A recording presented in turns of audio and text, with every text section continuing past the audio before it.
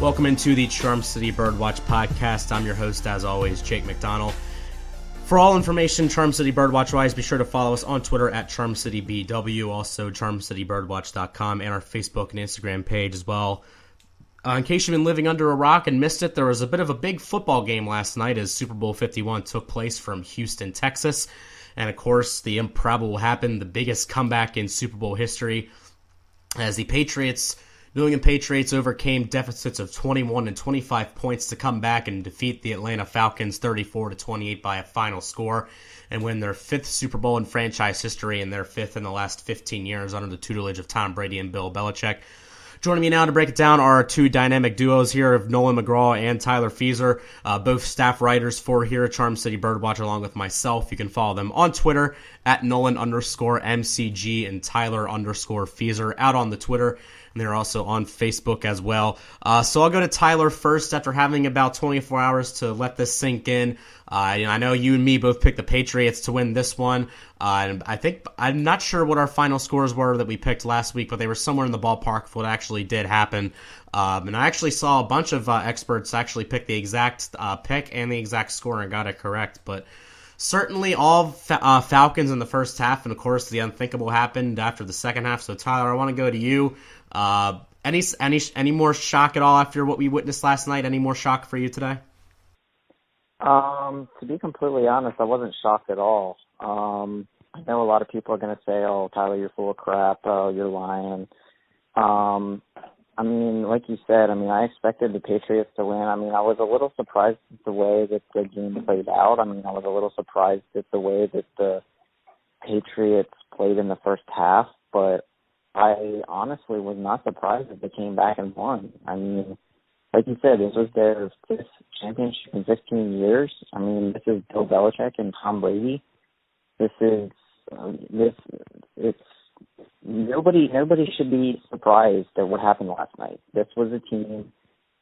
On one side, you had a team that has, coming from a city that has hardly won any championships through baseball, basketball, football, and on the other side, you have a team coming from Boston who has won countless championships, and a football team alone who, like we just said, has won 5 in 15 years, and who has probably the best duo of a head coach and a player to ever combine in sports, period, much less football.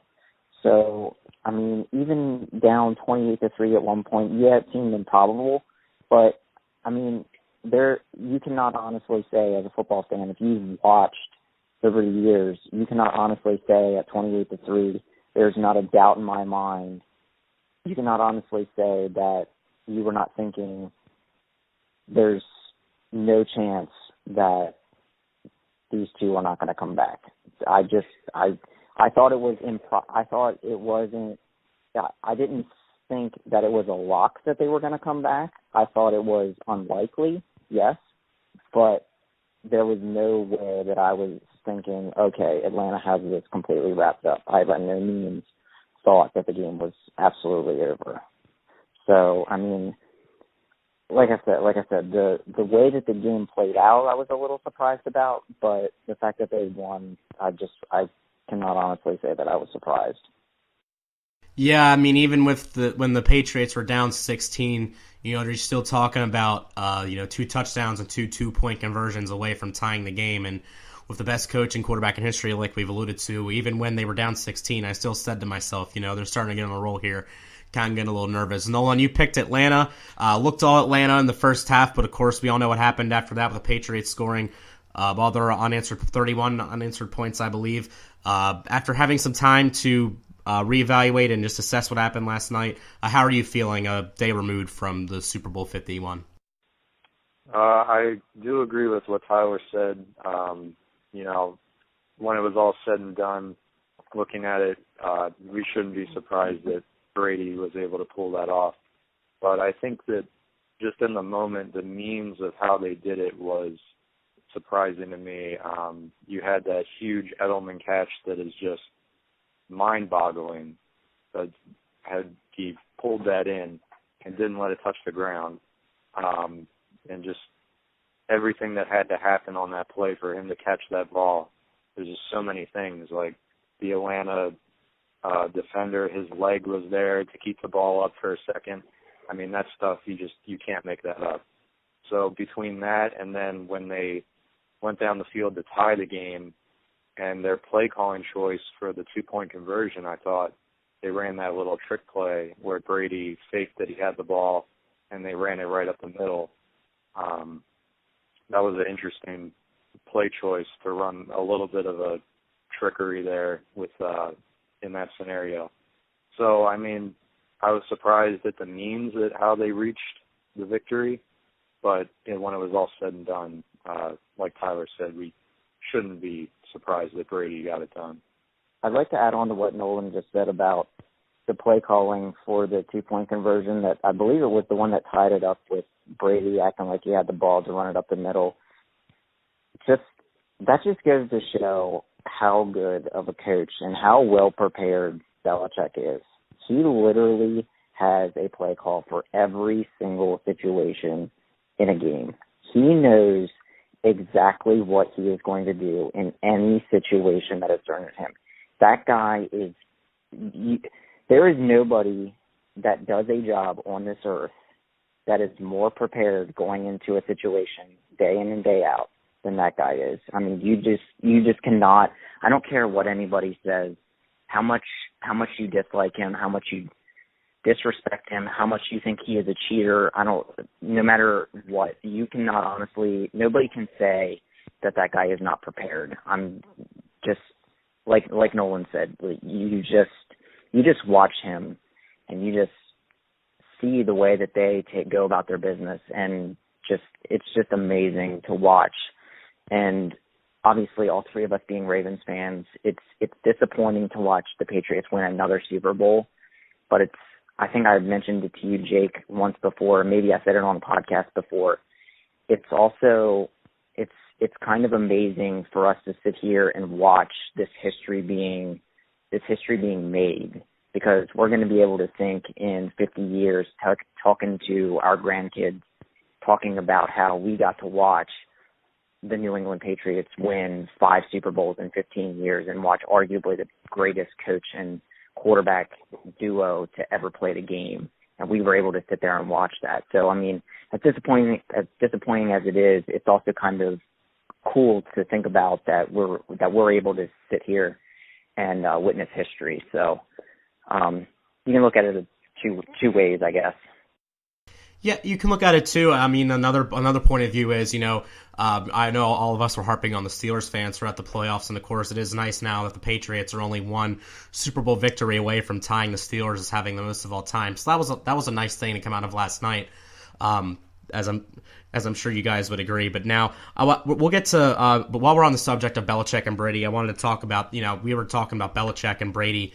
How great they are. I think they're the greatest ever, both of what they're doing. I think maybe not mechanically the best quarterback ever, but certainly in terms of success, in terms of what he's done in big-time moments, Tom Brady is the best quarterback in NFL history, and Bill Belichick's the greatest coach in NFL history. I looked this up last night. I did the math.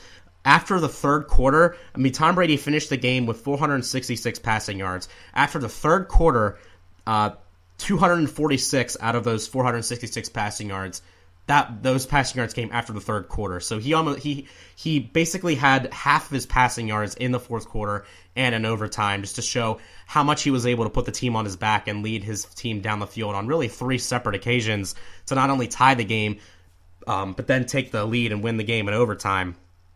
I certainly think that's a huge credit to Tom Brady and how great he is. Nolan, I want to get both of your opinions on Brady and Belichick's legacy now as we go forward. Are they the greatest ever, respectively? I'll go to Nolan first. Tyler kind of already hinted at what he thinks, but Nolan, you first. Are Brady and Belichick the best coach and quarterback ever in history, do you think? I think everyone's really harping on that narrative right now, and it's hard to argue against.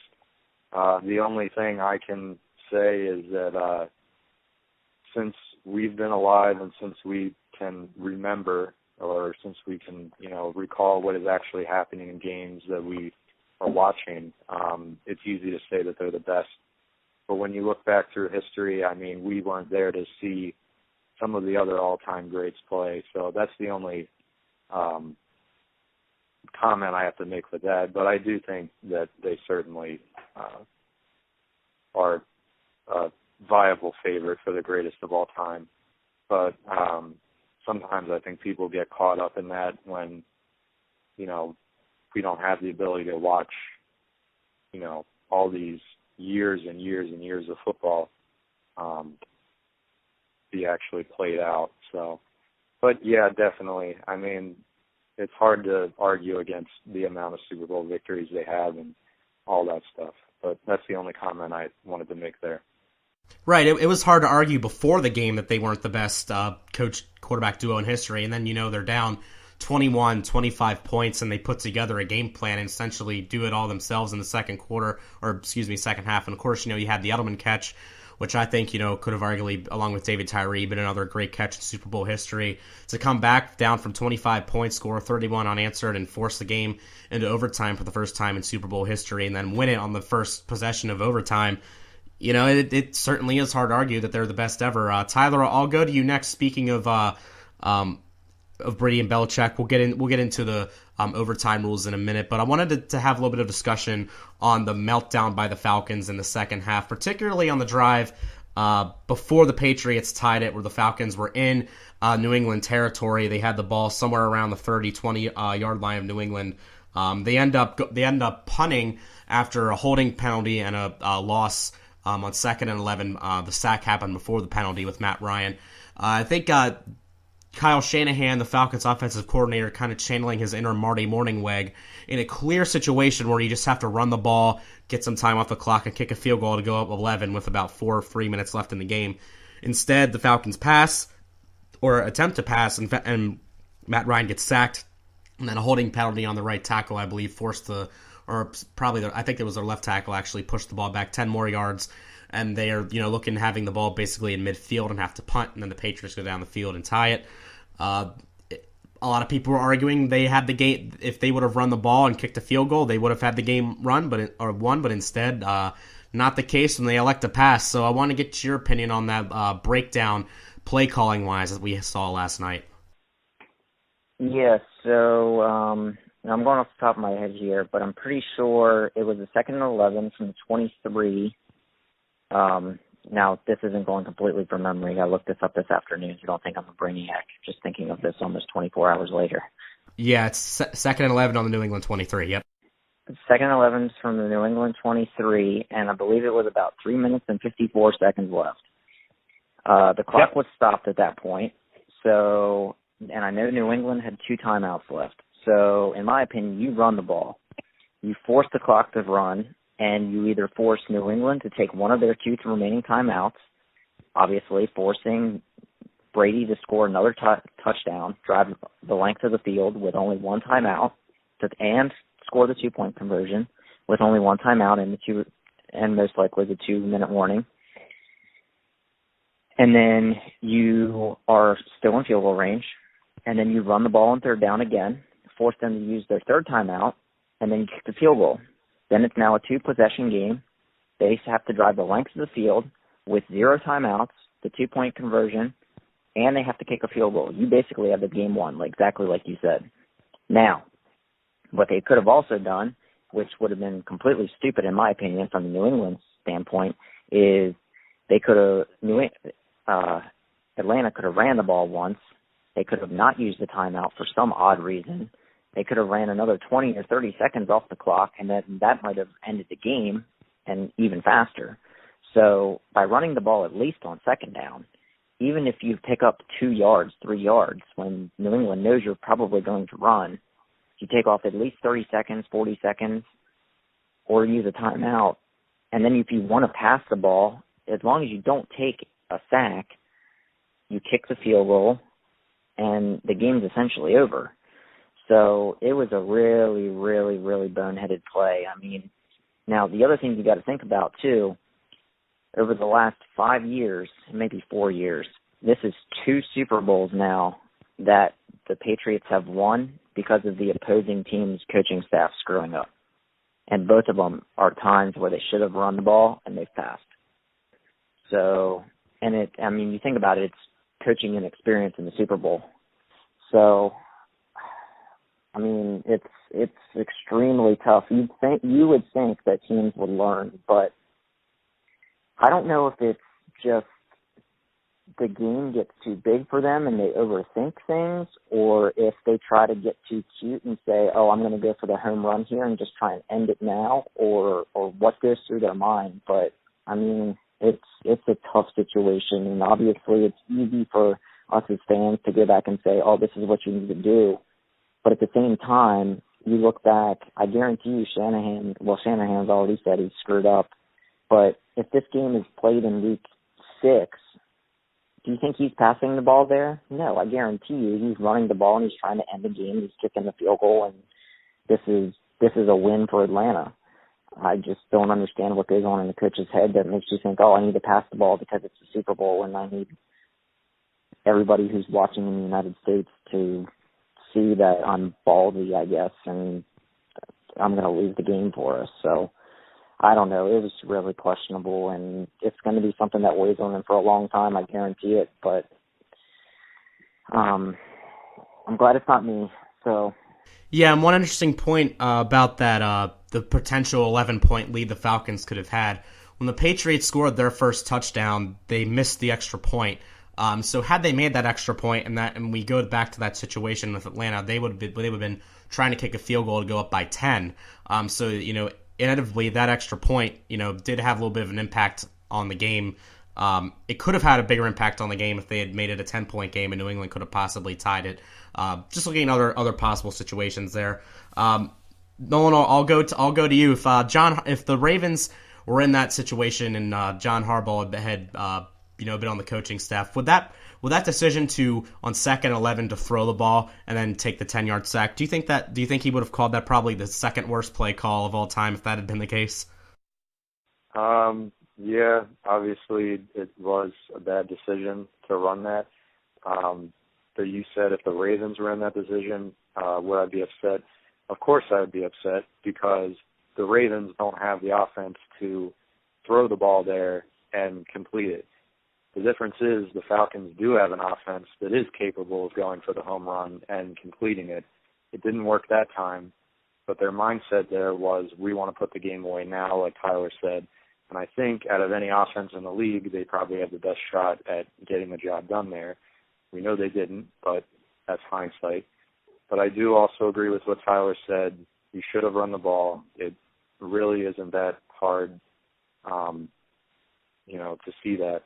If I remember correctly, that whole scenario there was 3 plays there for Matt Ryan and the offense, and they only took like 25, 30, 35 seconds off the clock through that whole scenario. That's just unacceptable. You only took basically like 1 play off of the clock. So they could have taken minutes off, but they only took 30 seconds off. Because with who I was watching it with, a friend said right before that happened, this is over. There's only, 3.5, 4 minutes left. Their in field goal range is over. And I was like, well, if they take another minute off, it's probably over, even if they don't get the field goal. But, just as simple, like everyone keeps talking about the field goal, but if they, just ran time off the clock, lined up for the field goal, say they missed the field goal, he shanks it or whatever, you're still up by 8, and Brady and company has even less time to drive down the field and try to tie it. And like Tyler said, probably less timeouts too. So even if you missed the field goal, at least you would have made it harder on Brady to tie the game. But yeah, it's just hard to, understand their mindset there, because up until that point, in my opinion, Shanahan had called pretty much a perfect game up until that point, which is why it's even harder to understand for me. I want to talk a little about the overtime rules here with the Super Bowl. The first time it being going into overtime seemed really unfair to me that both teams didn't get to at least touch the ball. in the overtime period to decide the Super Bowl champion. Now, I know rules are rules, but the fact of the matter is I believe personally the NFL needs to change the overtime rules. I know that, the Falcons knew they had to stop the Patriots from getting a touchdown. They didn't do that because those are the rules according to the NFL rulebook. But still, in any sport, whether it be soccer, whether it be baseball, whether it be basketball, whatever it may be, in overtime, I just think no matter what the sport is, if you're deciding, any game really, but if you're deciding a championship of this caliber, both offenses should at least have an opportunity to score. Nolan, I'll go to you first. What do you think? Yeah, that's a good argument, but how many years ago it wasn't? Well, it might be a long time ago at this point, but when they changed the overtime rules just a couple years ago, that it used to be that a team could win the coin toss, drive 40 yards and kick a field goal and win it. They didn't even have to score a touchdown. So they changed the rules then, and some people didn't like that. And now we want to propose that, another rule change. So I can understand why people wouldn't want to change it again. But if you want my honest opinion, I don't really know if I have a strong opinion on it at this point. It hasn't even been 24 hours since the end of last night's game. If the Ravens were playing in that game and they lost because their opponent drove down the field and scored a touchdown in overtime, I think I might be more upset and more inclined to call for a rule change just because it was the Ravens. But I don't know. It makes sense that you want to see both offenses have a shot to score, but I also kind of like the way it is now, if I'm being honest. I don't think anything should change personally. If they were to change anything, I know you're referencing a championship game should be changed so that way at least both offenses should have the opportunity to possess the ball, like in baseball or soccer or any other championship sport, which is a good point. The only thing that I would argue would be, I don't think that you should change it. If they were to change it, I feel as though that they should change the rule completely for the regular season, postseason, and Super Bowl. I don't think that they should change it just for the Super Bowl. Oh yeah, I agree 100%. I think it should be changed for everything. Yeah. I wasn't completely sure if you were saying keep the regular season and playoffs the same and then change it for the Super Bowl, or if you were saying completely overhaul everything. But yeah, if they were to change it, I would want it to change for everything and it be uniform. But personally, I think it should stay the same. I think now if it were, I'm going to say what Nolan said as well. If it were the Ravens, I'd be mad about it, but at the same time, I would come to the realization if the Ravens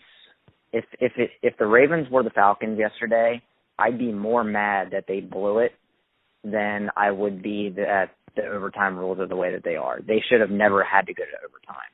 And if I'm a Falcons fan, I'm more mad that my team blew a 28-3 lead than I am that they didn't get to possess the ball. There's no reason that it should have went to overtime.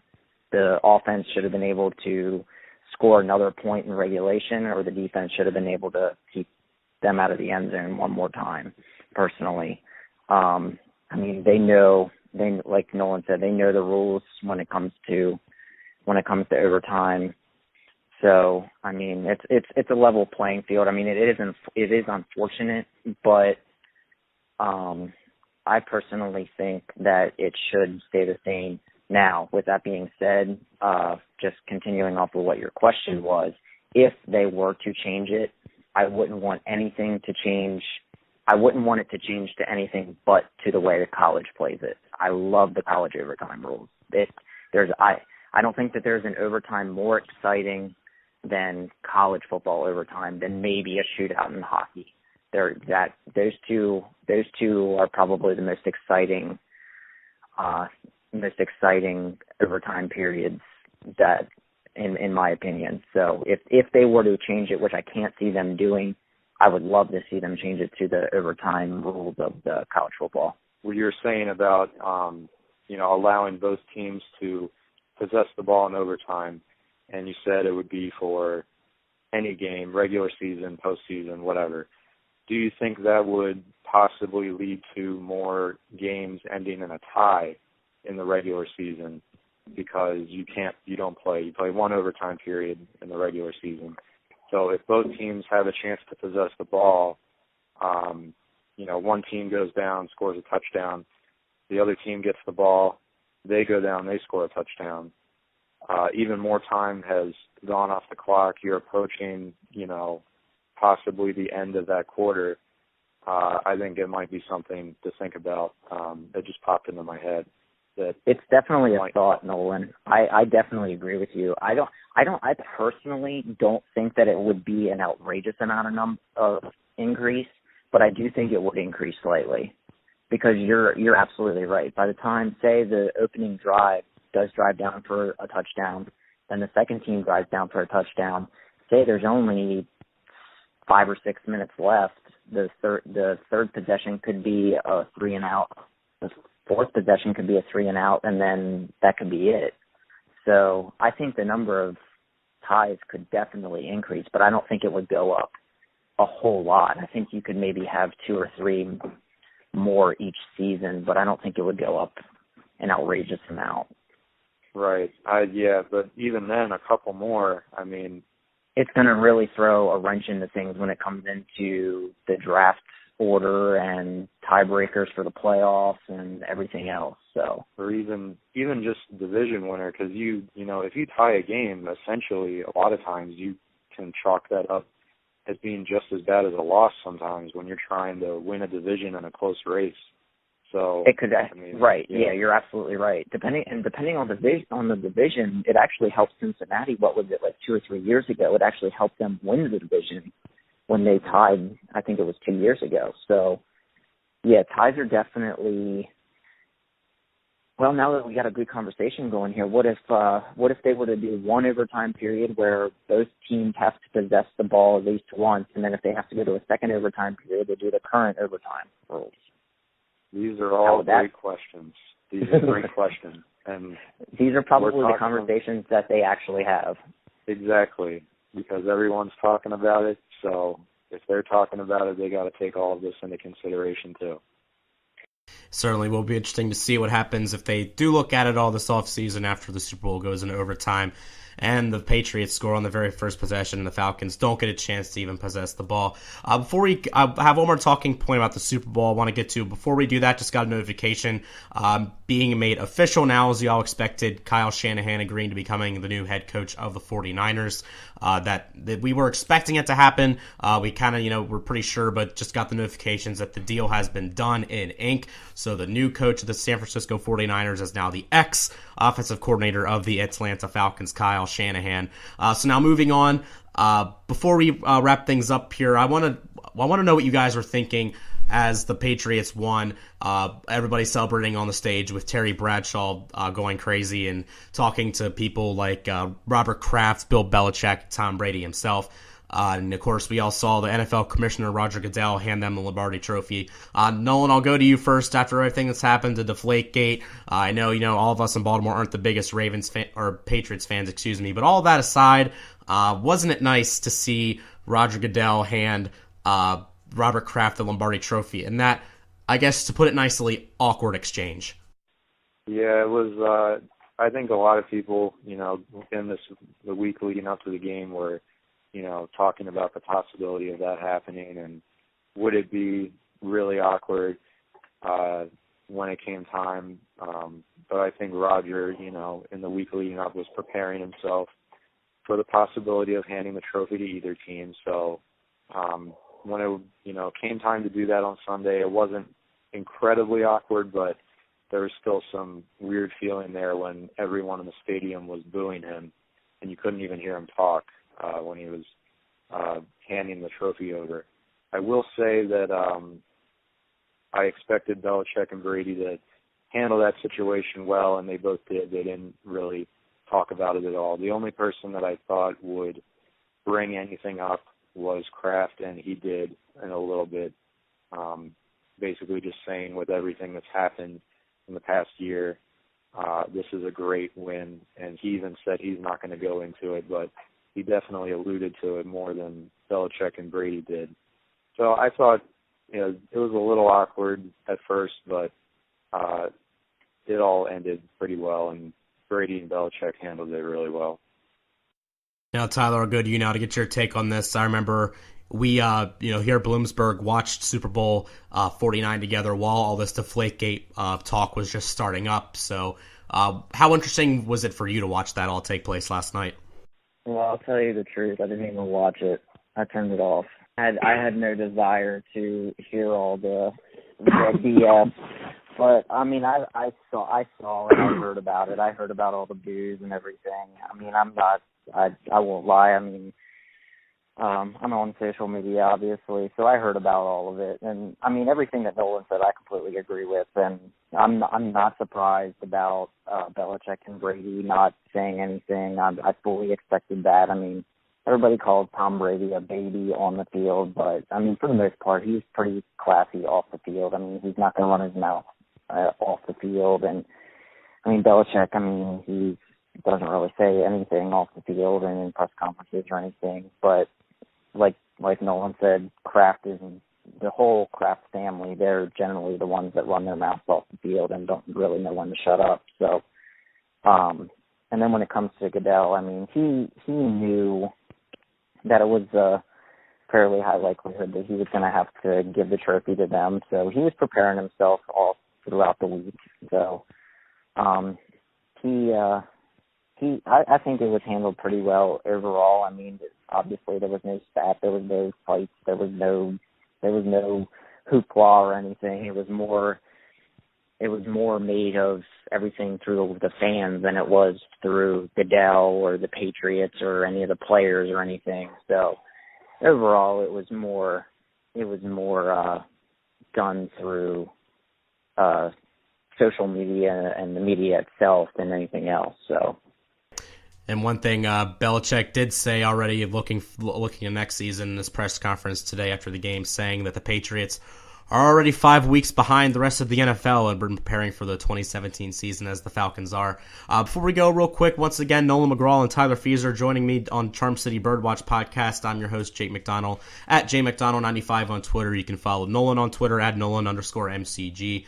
And Tyler_Fieser on Twitter. I want to go to Nolan real quick. I know you've been doing a great job covering all the Terps basketball action here. They have a big game coming up tomorrow night against Penn State. So kind of give us the whip around right now of where the Terps are ranked, nationally and how their season's going right now as we now look forward to pitchers and catchers reporting, hockey playoffs, and of course, college basketball, March Madness. So where do the Terps fit in on all of this?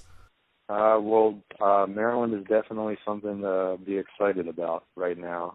With the NFL season over, we're in between football and baseball. I recommend everybody watch some Terps basketball in these coming months because they're going to be a part of March Madness, most likely. On Saturday, they lost a tough game to Purdue. Purdue is a ranked opponent, so that was the first time they played a ranked team this season, and they lost at home, so it was tough to see that.